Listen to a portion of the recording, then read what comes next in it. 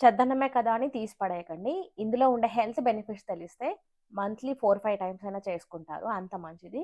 చెడు కొలెస్ట్రాల్‌కైనా, థైరాయిడ్‌కైనా, పీసీఓడికైనా, హార్ట్ ఉన్న వాళ్ళకైనా, ఏ పేషెంట్స్‌కైనా ఇది చాలా మంచిదండి. ఇందులో ఉండే హెల్త్ బెనిఫిట్స్ చాలా ఉంటాయి.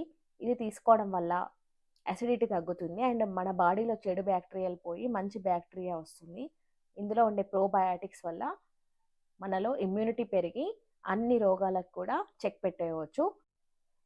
ఇలా ఒక కుండను తీసుకున్నాను. కుండలో పెడితే మంచిగా ఉంటుందని కుండను తీసుకున్నాను. లేకపోతే మీరు స్టీల్ దాంట్లో అయినా చేసుకోవచ్చు. ఇది ఈవినింగ్ వండిన రైస్ 4, 5కే అట్లా. సో, ఈ టైంలో చేసుకుంటే మనకు మంచిగా పులుస్తుంది రైస్ అనేది.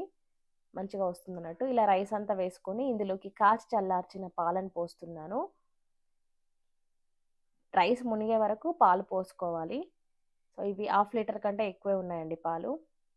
ముప్పావు లీటర్ దాకా ఉన్నాయి. నెక్స్ట్ ఇందులోకి కొంచెం పెరుగు వేస్తున్నాను. ఒక 3, 4 స్పూన్లు. రుచికి సరిపడా ఉప్పును వేసుకొని కలుపుకోవాలి. ఉప్పు తక్కువ అనిపిస్తే నెక్స్ట్ డే మార్నింగ్ కూడా వేసుకోవచ్చు. కట్ చేసుకున్న ఉల్లిపాయ ముక్కలు, పచ్చిమిర్చి ముక్కలు వేసుకోవాలి.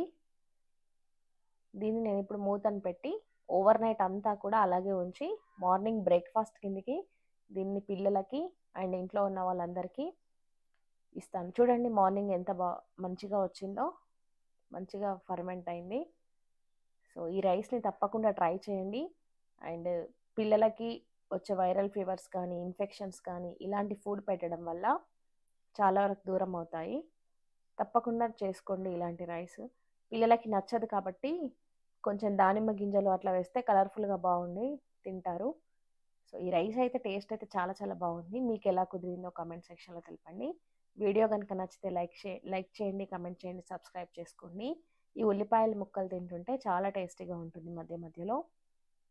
సో, బెల్ ఐకాన్ క్లిక్ చేయండి. దాని ద్వారా నేను చేసే ప్రతి వీడియో మీకు నోటిఫికేషన్ వస్తుంది.